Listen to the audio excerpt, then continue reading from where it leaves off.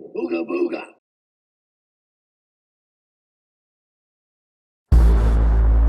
Have you ever seen a flower die? Watched something that was once so beautiful, so full of life, collapse and rot from within?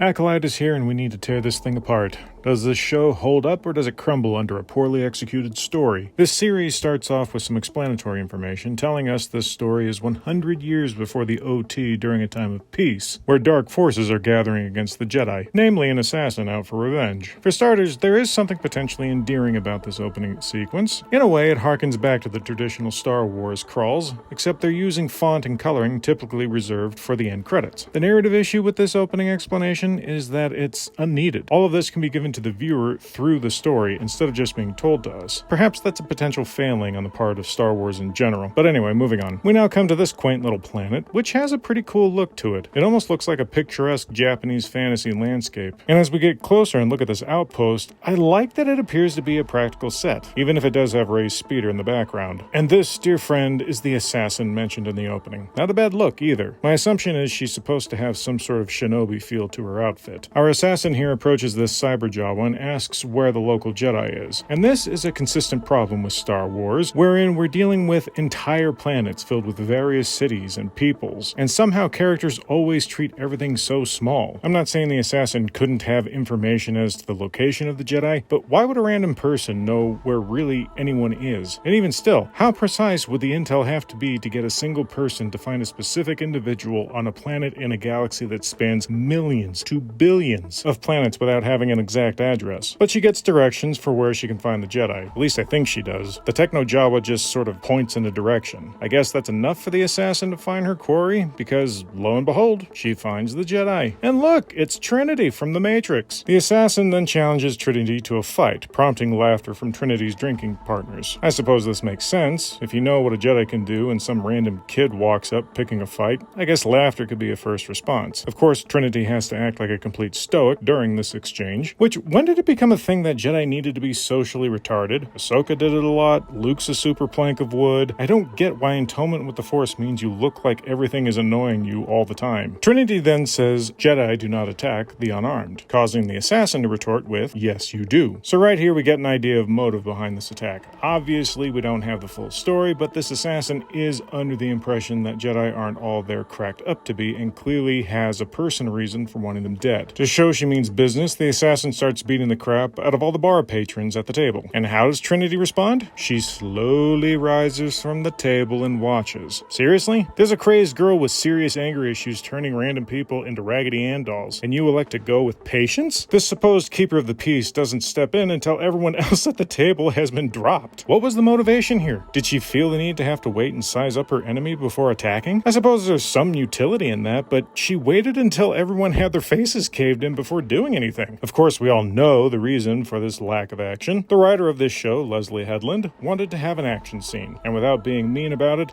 it's clear from the writing in this show that this fight needed to happen. But they fight, and the choreography, as we'll see more of, skews heavily toward Eastern martial arts, which I don't have a problem with necessarily, but I guess I have a bias when I compare something like this to the fight between Jango and Kenobi from Attack of the Clones. There's just something raw about these two going at it that this Acolyte fight just doesn't seem to have. It's also worth mentioning that Trinity is in control of this fight most of the time. That isn't to say the assassin doesn't get a good hit in every now and then, and Trinity certainly seems to be getting somewhat fatigued near the end, but the assassin doesn't seem to be able to hold a candle to a seasoned Jedi. During the course of the fight, Trinity reports to presumably the Jedi that she's in the middle of a fight with a Force user. From the time she does this to the time the assassin leaves the bar, it's around 3.5 minutes. Factor in that we didn't actually see the assassin make her way all the way down from the upper walkway and reclaim her cloak she has on when she leaves. I would say that call to the Jedi was around 5 minutes total. Why does that matter? Well, it just seems like plenty of time for a Jedi squad or security to show up and do something about what happened. Maybe it's a nitpick, but considering this is a universe with spaceships, speeders, and swoop bikes, I don't put it outside the realm of possibility of someone showing up while the assassin is still present. Anyway, the two keep fighting. You'll also notice that the assassin reached for Trinity's lightsaber a couple of times, which is interesting. I doubt it has anything to do with needing a weapon, so much as some kind of rite of passage from whomever is training the young fighter. When we get to the climax of the fight, Trinity is able to unmask the assassin, and clearly she recognizes her attacker. When Trinity gets fed up, she pulls her lightsaber and ignites it. Unfortunately, she isn't able to do much with it because the assassin is able to get the upper hand and kills Trinity. I can't say I'm impressed with this ending. The reason Trinity dies is because she's apparently unable to multitask. The assassin throws a knife at the bartender, and when Trinity turns to stop the death of the barkeep, the assassin throws a second knife at Trinity, nailing her in the heart. And if you look at the amount of time it takes for that second knife to come in, Trinity could have easily redirected that knife and turned to square up with Ninja Girl here. This really just feels like the people behind the show didn't know how to end this fight. Probably because the idea of some kid trouncing a Jedi Master doesn't make any sense. But Trinity dies, and just before leaving, the assassin looks like she's about to kill the bartender. Which,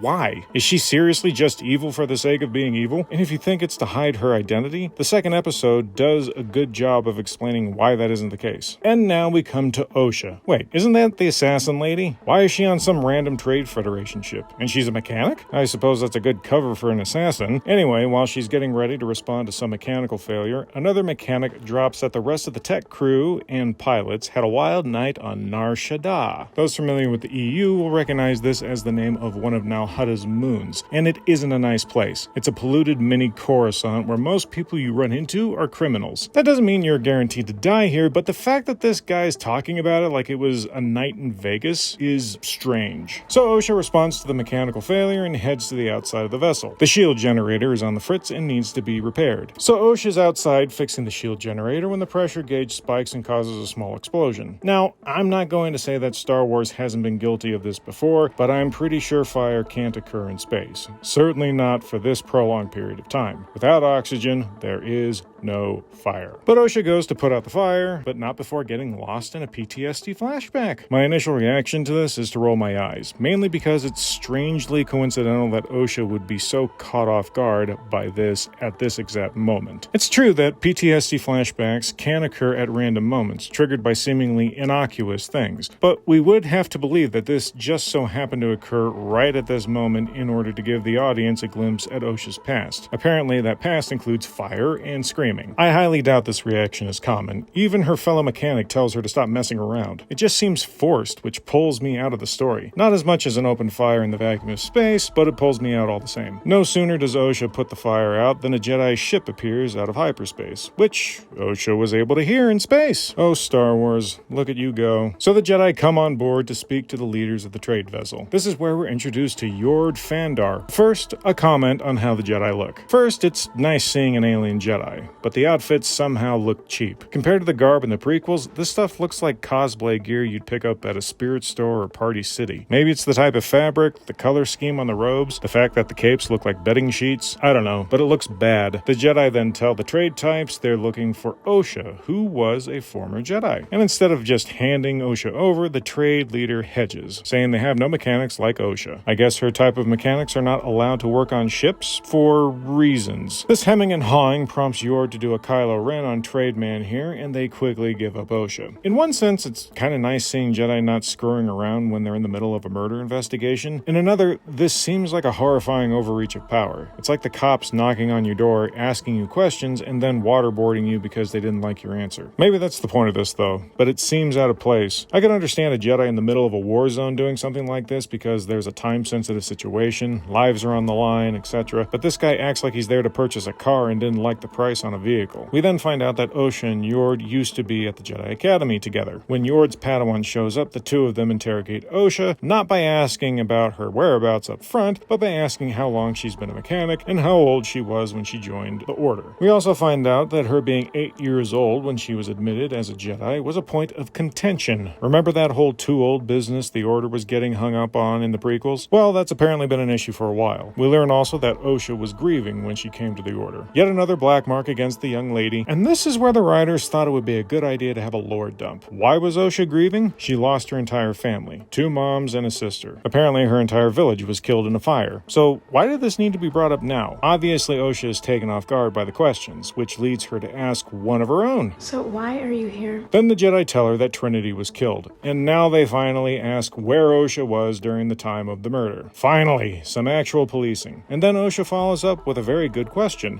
Why would I kill Trinity. The reasoning, apparently, is because Trinity had reservations about training Osha due to her age and loss. To Osha's credit, she points out that her leaving the Order was her choice. Having heard everything they needed to hear, they bring in the bartender who positively IDs Osha as the assassin. Why? Why didn't you just open with that? Again, we know why, because we need to fill in information about our main character rather than organically weaving it into the story. So they arrest Osha and put her on a prisoner transport vessel, and off she goes. After the ship enters hyperspace, we cut to the Jedi Temple on Coruscant, where a Jedi named Sol is guiding a group of younglings through a meditative exercise. I know this scene was given flack when it was first shown in the trailers due to the fact that there was a specific demographic not really represented among the kids. And sure, there aren't a bunch of white boys, but personally, I don't really care who you cast in your show or movie as long as the writing is good. I will say, however, and this is a lesson to anyone thinking of creating their own sci-fi operas, I hate how many humans are in this show. That goes for the entire Star Wars pedigree, for that matter. This is a galaxy with over 20 million sentient species. Human is just one, and that seems to be what we see the most of. The easy answer as to why we don't see more aliens as main characters is due to the fact that it's more expensive to have aliens everywhere than it is to have humans. I get it, but it sucks. So, Sol tells his students that their eyes can deceive them and to not trust them, echoing the lesson given to Luke by Obi-Wan in A New Hope. And I don't know, I feel like my eyes are pretty reliable. I understand the point of Kenobi's teachings were to get Luke to act on instinct, but I think taking his eyesight away was an odd way to achieve this goal. After all, Jedi don't respond on instincts per se, they're guided by the Force. You mean it controls your actions?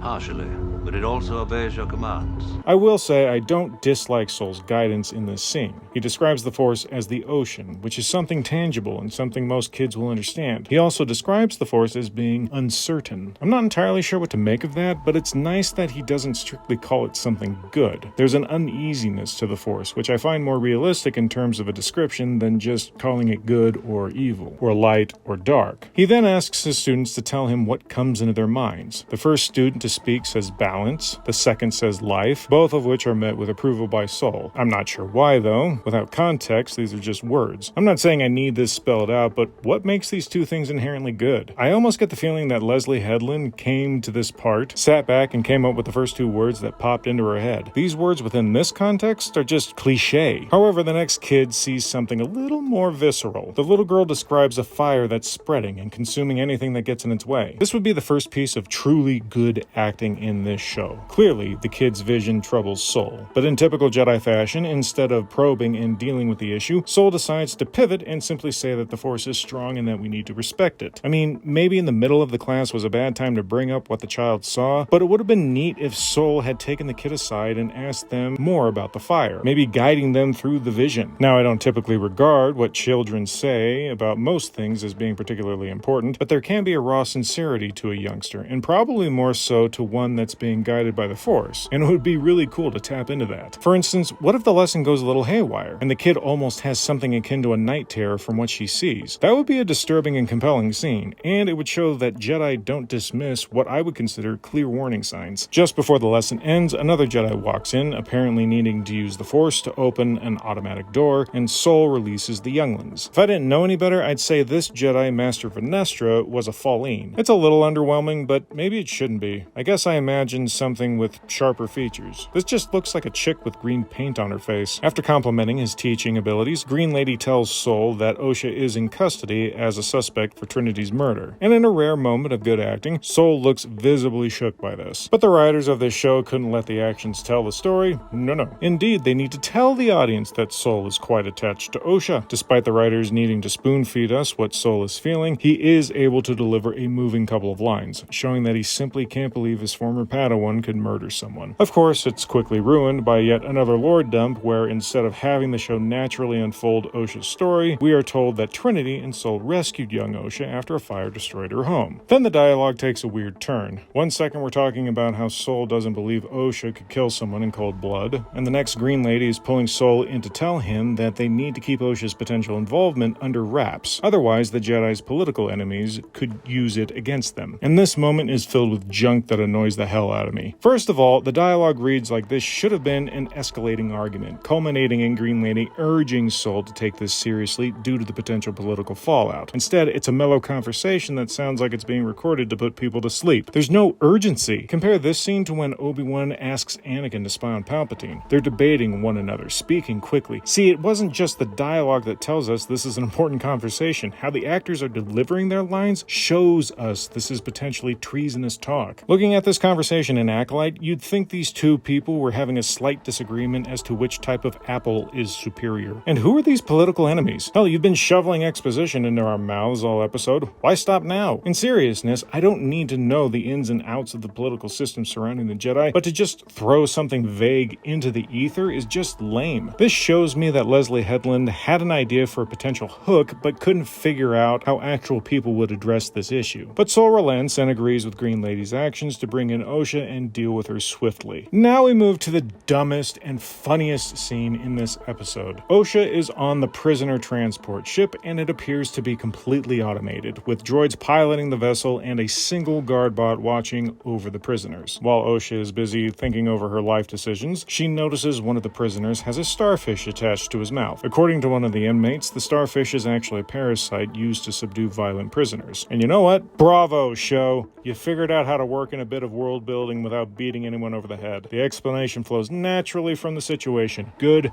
freaking job. After some brief introductions, the other inmates tell Osha they're planning an escape. Thankfully, the guard bot doesn't seem to have any audio receptors. You know, in case the prisoners decided to get ideas about trying to take over the ship. But they don't. So the miscreants are able to enact their evil plan, which begins with them signaling one of the other inmates, a cyborg hacker, to shut down the automated piloting bots. Which begs the question, why the hell would the Jedi put a cyborg hacker on a ship controlled by droids? These Jedi are easily the dumbest people in the galaxy. First of all, if a cyborg like this exists, then it's likely the Jedi know about it. I seriously doubt this guy is the first of his kind. Secondly, if they don't know this guy's a cyborg hacker, why wouldn't they be able to check what this guy's abilities are? He clearly doesn't look like the kind of guy who handles a blaster. So would it not be safe to say that he was, I don't know, arrested for hacking? So Hacker Cyborg takes control of the piloting droids and drops the ship out of hyperspace. Before the guard bot can act, the fat alien here uses his tentacle-ahead tongue thing to rip the guard's head and arm off. After using the bot's arm to open the cages, the inmates leave using the escape pods, leaving Osha on board the wayward ship that has conveniently come out of hyperspace inside an asteroid field. Of course, the escape pod doesn't collide with any of the hundreds of asteroids floating nearby. Remember when asteroids were dangerous? Yeah, that was good times. With all the turbulence from the asteroid field, Osha's pet droid falls out of a holding compartment, again conveniently near her cell. After failing to use the Force to grab it, the droid gets knocked right next to her cell after an asteroid collision. How freaking lucky. This really sucks because I want to compliment the subversion of Osha not being able to call on the Force. This would have been a perfect girl boss moment for her to suddenly reignite her dormant powers, but instead the show decided to have Osha suck. But that's immediately undermined by the exact right asteroid hitting the ship in the exact right place so Osha's droid could land in the exact right spot. After breaking the door system for her cell, Osha gets out and heads for the final escape pod, but not before she turns and sees the starfish man lying helpless on the ground. And to her credit, she goes to help the man, getting the starfish parasite off his face so he can get himself up and moving. Once the starfish is off, the newly freed criminal goes crazy and runs into the pod before Osha can follow. I do find it funny that the pod looks like it shot directly back into the asteroid field. Of course, we all know nothing will happen. However, Osha is undeterred, electing to get herself buckled in and ready for a hard landing. Perhaps you noticed when you watched, dear friend, that while Osha is trying to get herself situated and ready for the inevitable crash, the outside seems to be spinning, leading me to think that this show is trying to tell me that this ship is careening out of control. Yet Osha is not getting tossed around like a sack puppet. She seems to be standing mostly straight and isn't being flung into, well, anything. I don't pretend to know anything about space travel, but I do expect centrifugal force to still be a thing. If someone knows better than me, please comment. But Osha straps in and prepares herself, and the ship falls to the surface of the nearby planet. Not that it looked like a ship plummeting through a planet's atmosphere, it just sort of lands like a rock being skipped over some water. Back at the Jedi Temple, we're introduced to Sol's padawan, Jeki, who seems to have concerns about Sol's attachment to Osha. After probing why Sol keeps hollow images of his old padawan and warning about where attachment can lead, Sol has a genuinely wise thing to say. Our memories are lessons. If we don't meditate on the past, We're doomed to repeat it. For the love of everything good and holy, everyone please take this lesson to heart and don't repeat stupid crap from the past. It may just save your life. Anyway, outside of the words of wisdom, the performance of the actress who plays Jeki is both understated and natural. She's actually kind of fun to watch. Again, when the writing isn't undermining her performance. Anyway, Sol is being summoned to the detainment area. Green Lady wants him there to take a look at the prisoners who sprang loose from the transport ship. All of them are present and accounted for. But before getting into the nit and grit of what's said in this scene, I want to point out the absurdity of the Jedi's thinking. They come across the escape pods from a prisoner transport ship, are able to secure all of the inmates, and instead of sending Jedi and whoever else directly to the nearby planet where the ship obviously fell, they decide to drag the pods all the way back to Coruscant so they can question them. Makes perfect sense. So the prisoners are back on Coruscant. Sol is told that Osha's ship went down, and Sol decides to ask Starfish Man a question. After a Jedi mind trick, Starfish Man tells Sol that Osha helped save his life and that he betrayed her. Now this doesn't clear Osha in the eyes of Green Lady, and I find it odd that Sol would only interrogate one person. Why not ask the others? If he had, the Jedi would know that 1. Osha wanted nothing and had nothing to do with the breakout. 2. Upon hearing the plan to take over the ship, Osha proudly declared she had faith in the Jedi. And 3. She saved the life of a complete stranger. It's true, none of this proves her innocence, but I feel it creates a character profile that would lead the Jedi at large to question what they think they understand about Trinity's murder. Alas, they don't, but Sol wants to go search for her, to which Green Lady says, "It is highly unlikely she survived." So to be clear, you have a murder suspect who may or may not be dead, and you're not interested in sending a live team to go check? Worst case scenario is Osha as a killer is able to get the ship up and running, somehow, and escapes. These Jedi are willing to let go of their only strong lead in a murder investigation involving one of their own because they think she may have died. Right. But Green Lady does allow Sol to go search for Osha. Meanwhile, Osha has apparently awoken from the crash, and she's not only survived, she's in pristine condition. There's not even a scratch on her. When she wakes up, she finds out she's not alone. There's a weird hooded person who runs off when Osha notices her. Osha pursues, and then we're back at the Jedi Temple. Sol and Jeki are preparing for their departure, and for some reason, Jeki has a problem with Yord, who has also been chosen to attend the retrieval mission. When they get on the ship, Yord is topless because he's steaming his tunic. Didn't there used to be a thing where Jedi could sense the presence of one another? That seems to have gone out the window. The Jedi crew take off and we're whisked away back to Osha. She's still chasing the creepy hooded thing, and it turns out the creepy hooded thing is Osha's sister, May. Osha is then teleported to her home planet where the forest is set on fire. Presumably, this is a vision of her past. Osha then chases after her sister through the woods with May speaking some kind of sisterly mantra. The ending of this weird chant is a little confusing, with May saying, I give you you? and Osha ends with, "You give me me."